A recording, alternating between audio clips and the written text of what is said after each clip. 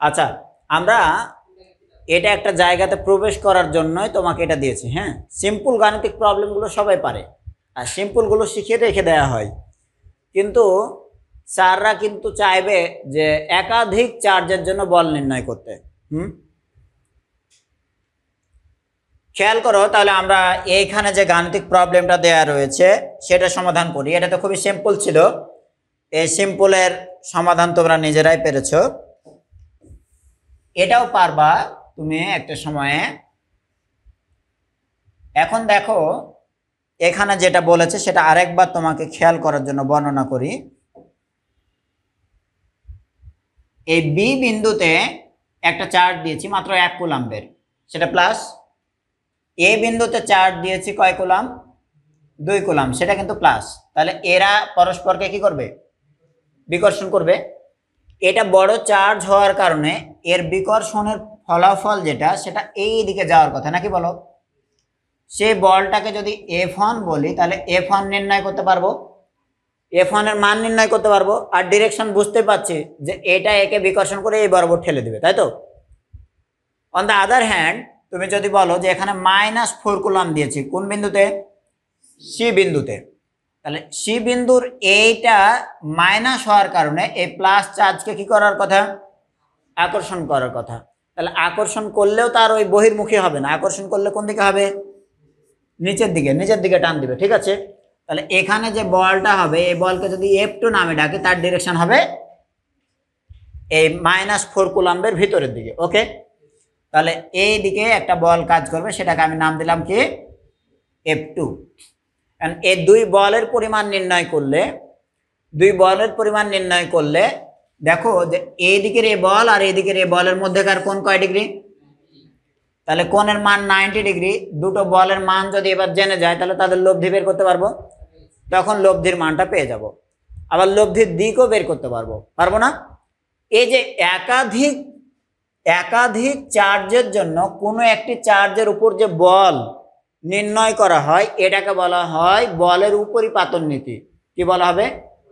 ওটা অন্য একটা লেকচারে তাহলে তোমাদের ডিটেলস দিয়ে দেবো। তাহলে এই জায়গাতে আমরা একটা জিনিস জেনে রাখলাম, এটার নাম কি হবে? বলের উপরিপাতন নীতি। ওকে, এখন F1 আর F2 এর মান নির্ণয় করো। F1 = 9 × 10⁹, হ্যাঁ, ধ্রুবকের মান। আর চার দ্বয়ের মান কত? 2 আর 1, তাই তো? 2 × 1, তাদের মধ্যবর্তী দূরত্ব কত গো? 0.1। তার উপরে কি থাকবে? স্কয়ার থাকবে। সব মিলিয়ে এখানকার রেজাল্টটা কত হবে? তাহলে 0.1 এর স্কয়ারটা দিয়ে ভাগ সহ কত হলো? 18 × 10⁻11 নিউটন, এই তো। এবার F2 এর ভ্যালু যখন আমরা হিসাব করব তখন F2 এর মান কত হবে? F2 এর মানটুকু এগেইন 9 × 10⁻9 দিয়ে দিলাম, আর এইখানে দিলাম চার্জের মান একটা 4 কুলাম আর একটা কত কুলাম? 1 কুলাম। দূরত্বটা কত? 0.2 এর স্কয়ার। বলো কত হয় রেজাল্ট? 9 × 10⁻11 নিউটন। এখন তোমাদের কারো মনে হতে পারে যে স্যার মাইনাস দিব কিনা? সিঙ্গেল একটা প্লাস আর একটা মাইনাসের সময়ে গুণ করার সময় মাইনাস দিবা এবং ঋণাত্মক রেজাল্ট পেলে বলে দিবা যে এটা আকর্ষণমূলক, তাই তো? কিন্তু এই ক্ষেত্রে যখন ভেক্টর যোগ করব আমি, তার জন্য দেখো এটা আকর্ষণমূলক হওয়ার কারণে এটার এই ডিরেকশন দেখিয়ে দিয়েছি আর এটার এই ডিরেকশন দেখিয়ে দিয়েছি। বুঝনি? বুঝলে না? বুঝনি? আর ঋণাত্মক চার্জের জন্যই তো এটা ভিতরের দিকে আসছে, এদিকে। তাই এটার ডিরেকশন যখন এদিকে দেখিয়েছি তখন আর এখানে মাইনাস দেওয়ার দরকার নাই। ওটার পরিমাণ মাইনাস না, ওটার ডিরেকশন মাইনাস। বুঝতে পেরেছো তো? পরিমাণ কি মাইনাস হবে? হ্যাঁ, এটা তো আমি মান নির্ণয় করছি। বুঝলে না? বোঝনি?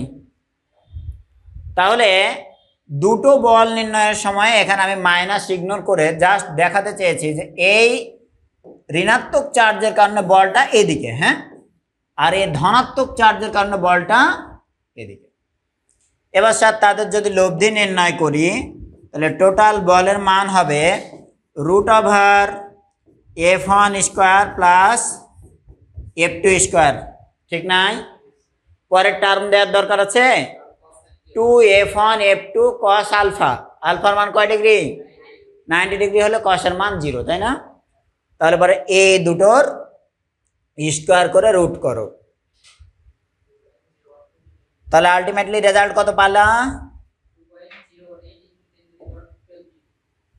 তাহলে রেজাল্ট 2.01 ইন্টু 10 পাওয়ার 12 নিউটন। হ্যাঁ, এটাই আনসার, বুঝলে? যদি এটা বুঝে থাকো তারপরেরটায় যাই।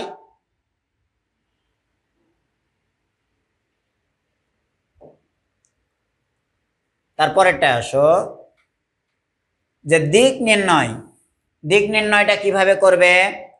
দিক নির্ণয়ের জন্য সূত্র আমার জানা রয়েছে, tan theta. Tan theta is equal to কার সঙ্গে দিকটা নির্ণয় করবা? কোন ভেক্টরের সঙ্গে গো? এখন F1 এর সঙ্গেও করতে পারো, F2 এর সঙ্গেও করতে পারো। এইদিকে F1, তাই না?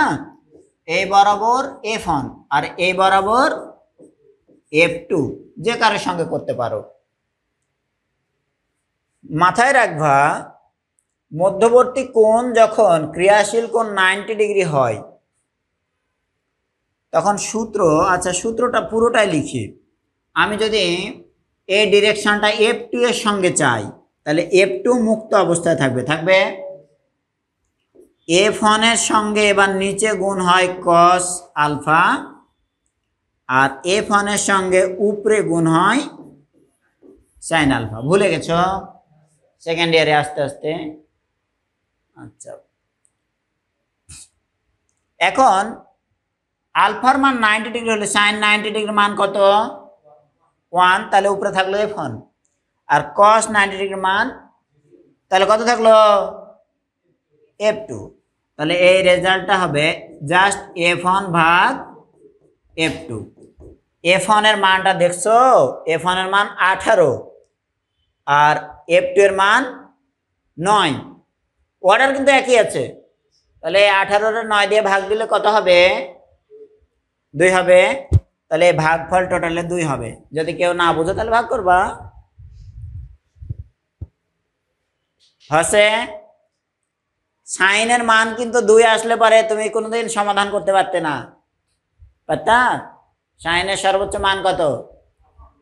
যদি 2 এর সমাধান করতে যাও ম্যাথ ইরর বলবে, হ্যাঁ, বলবে মাথা ঠিক করে আসো। কিন্তু এটা কিসের সমাধান করছি আমরা? ট্যানের মান ইনফিনিটি পর্যন্ত হতে পারে না? হ্যাঁ, ট্যান খুব পাওয়ারফুল। সো থিটার মান কত পাইলা? ঠিক করে বলো। 63.43। আচ্ছা বাদ দাও, 43 ডিগ্রি। ওকে, ঠিক আছে, এটাই অ্যান্সার। হ্যাঁ, এটা কোন ভেক্টরটার সঙ্গে পাইলা? F2 এর চেয়ে। তাহলে দেখো 63 মানে 90 এর মধ্যে 63 বলতে এদিক থেকে এরকম বড় নাকি বলো, আর এদিক থেকে ছোট। এখন এই শোনো একটা কথা, আমি এটা F1 দিয়েছি আর এটা F2, কিন্তু পরিমাণগতভাবে কোন বলটা বড় বলো? এটা বড় চার্জ হইলেও এটা ছোট চার্জ হইলেও দেখো এদের মধ্যে দূরত্বটা কম, সব মিলিয়ে কম দূরত্ব, তো স্কোয়ার ফ্যাক্টর থাকার কারণে এই বলটা হয়েছে বড়। এই যে 18 আর এটা কত? 9। হ্যাঁ, তাই বড় বলের দিকে সবসময় লব্ধি চেপে যাবে। লব্ধি কোন দিকের কাছাকাছি যাবে? যে ভেক্টর বড় তার দিকে। তাই এটার সঙ্গে তাহলে কোণের মানটা হবে 90 থেকে এটা বাদ দিলে যা পাবা তাহলে ওটার সঙ্গে যদি কোণ করতা তাহলে 26, আর এটার সঙ্গে পাইলা 63.43। হ্যাঁ, বুঝেছে না বোঝা নেই? জি স্যার। এই তো এরপরে আমরা আর কিছু জিনিস পড়ে তারপর তড়িৎ প্রাবল্যতে প্রবেশ করব। হ্যাঁ।